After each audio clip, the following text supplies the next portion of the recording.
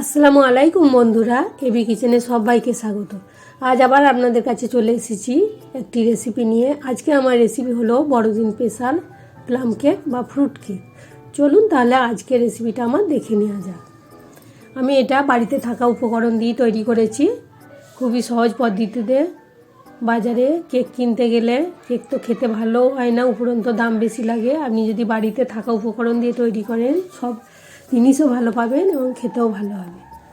আমি এখানে অরেঞ্জ জুসটা বাজার থেকে অরেঞ্জ জুস কিনতে পাওয়া যাবে, কিন্তু সিজনটা চলছে কমলা লেবু প্রচুর পরিমাণেই পাওয়া যাচ্ছে, সেই জন্য আমি এখানে কমলা লেবু দিয়ে জুসটা বাড়িতেই তৈরি করে নেব। এখানে আমি 2টো কমলা লেবু নিয়েছি এবং তার বীজগুলোকে বার করে দিয়েছি।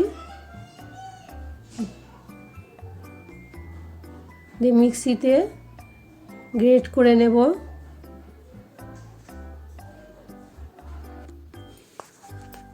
এটা আমি ছাঁকনির সাহায্যে ছেঁকে নিচ্ছি যে দানা দানাগুলো আছে।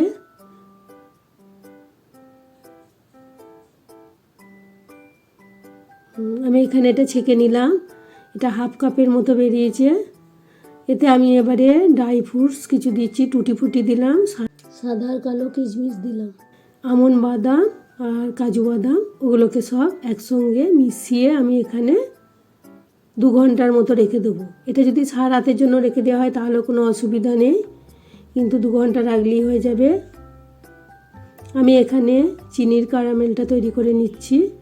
গ্যাসটাকে ওখানে আমি হাফ কাপ চিনি দিয়েছি, 1 কাপ আটা দেবো বলে তার অর্ধেক চিনিটা দিয়েছি। সব মেপেই দেবো আমি। ওটাকে আমি গ্যাসের ফ্লেমটাকে একদম লো করে দিয়ে ওখানে হতে দিলাম। এদিকে আমি যেটা পেপারটা দেবো সেটাকে সাইজ করে কেটে নিচ্ছি। আগে থেকে সব জিনিসগুলো রেডি করে রাখলে মিক্সটা হলেই সঙ্গে সঙ্গে করে দিয়ে নেবো। এখানে আমি তলায় তেল দিয়েছি, তেলটা দিয়ে ভালো করে বুলিয়ে দিয়েছি। আমি এখানে যে পেপারটা নিয়েছি ওটা ইকোবেক কুকিং পেপার।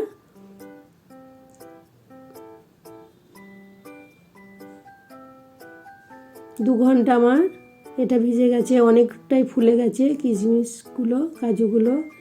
চিনির ক্যারামেলটাও আমার এখানে তৈরি হয়ে যাচ্ছে। গ্যাসের ফ্লেমটা কিন্তু লো থাকতে হবে, নাহলে চিনিগুলো পুড়ে যাবে। চিনিটা গলে গেছে। এখানে আমি যতটা চিনি দিয়েছি তার অর্ধেক পরিমাণ এখানে আমি পানিটা দেব, মানে 1/4 কাপ পানি লেগেছে। গ্যাসের ফ্লেমটা আস্তে করে অল্প অল্প করে পানিটা দেব, একবারে বেশি দেব না। পানিটা দেওয়ার পর ফুটে গেছে। আমি এবারে এটা একটা পাত্রে ঢেলে রাখছি।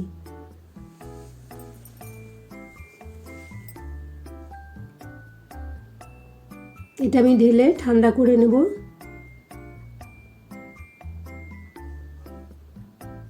কালারটা খুব সুন্দর এসেছে। এটা ঠান্ডা হয়ে গেলে ঠিক জমে মধুর মতো চাপ হয়ে যাবে।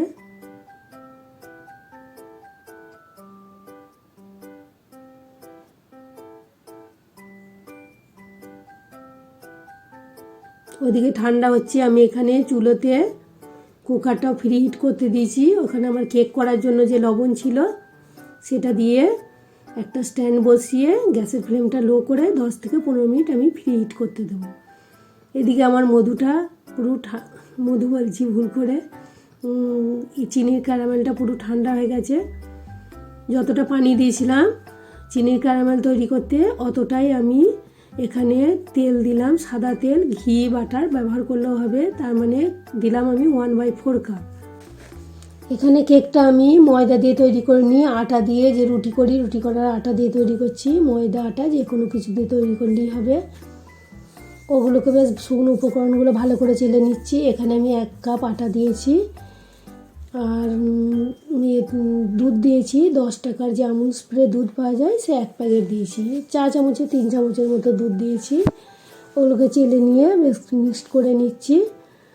এটাকে শুকনো করেই মাখাবো, বেশি এখানে পানির ব্যবহার করব না। আর যদি দরকার পড়ে পানি বা দুধ দিতে হবে। এখানে আমি ড্রাই ফ্রুটসগুলো যেগুলো ভিজে রেখেছিলাম 2 ঘন্টা ভিজানোর পরে বেশি অনেকটা ফুলে গেছে, এটা দিচ্ছি। দিয়ে মিক্সড করার পরে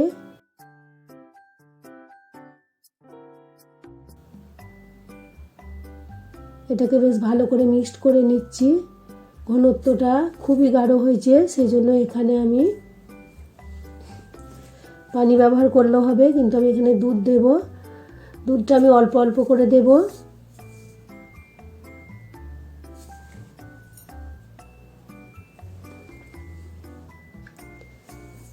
দুধটা অল্প অল্প করে মিশাতে থাকবো।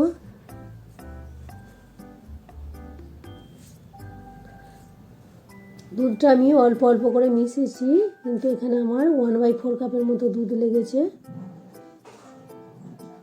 ব্যাটারের ঘনত্বটা এখানে গাঢ়ই থাকবে, অন্য কেকের তুলনায় অনেকটাই গাঢ়।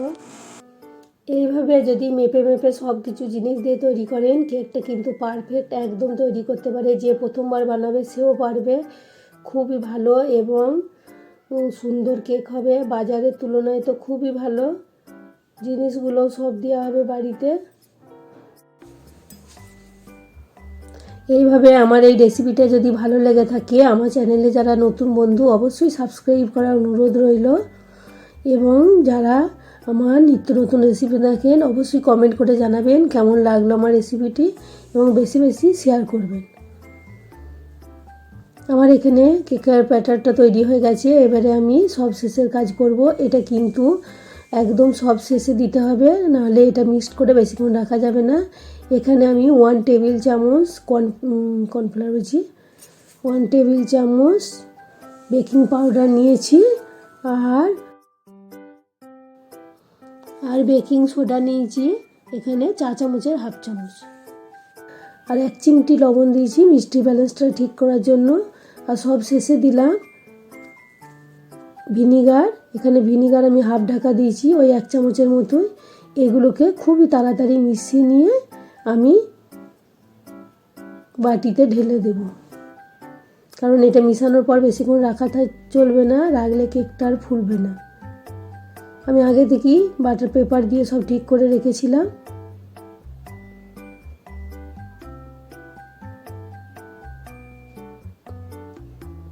কেকের ঘনত্বটা ঠিক এরকম হবে।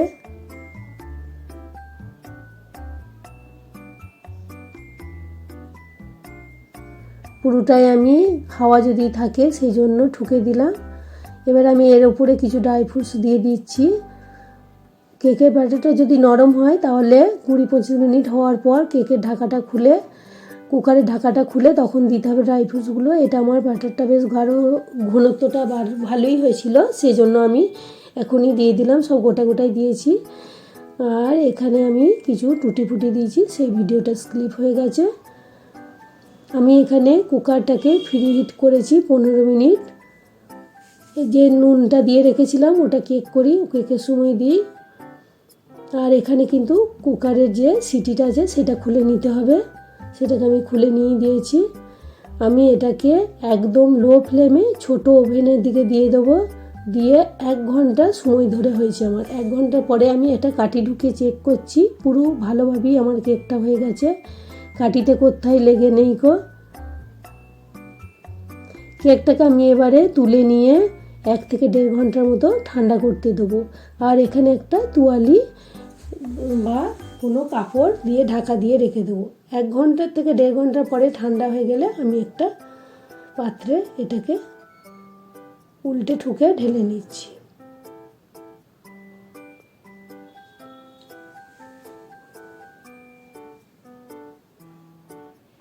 কাগজটা আমি খুলে দিলাম উপর থেকে। কেকটা এত সুন্দর নরম, একদম পুরো পারফেক্ট কেক হয়েছিল। কেকের উপরে যে ড্রাই ফ্রুটসগুলো আছে তার উপরে আমি একটু মধু দিয়ে ব্রাশ করে দিচ্ছি, তাহলে কেকের এই শাইনিংটা আরও সুন্দর আসবে, দেখতে খুব ভালো লাগবে। এটা অপশনাল, করতেও পারেন, কিন্তু করলে কেকটা দেখতে খুবই সুন্দর লাগবে, শাইনিং আসবে দারুণ। ওপর থেকে আমি মধু দিয়ে ব্রাশ করে দিলাম।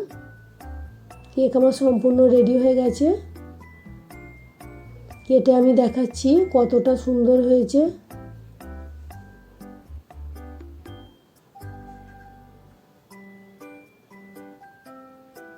খুবই অল্প সময় এবং বাড়িতে থাকা উপকরণ দিয়ে আমার বড়দিন স্পেশাল প্লাম কেক তৈরি হয়ে গেল। এইভাবে টিপস ফলো করে করলে চোখ বন্ধ করে কেক তৈরি করা যাবে এবং পারফেক্ট হবে। আজকে এই পর্যন্ত, আবার অন্য রেসিপি নিয়ে হাজির হব। সবাই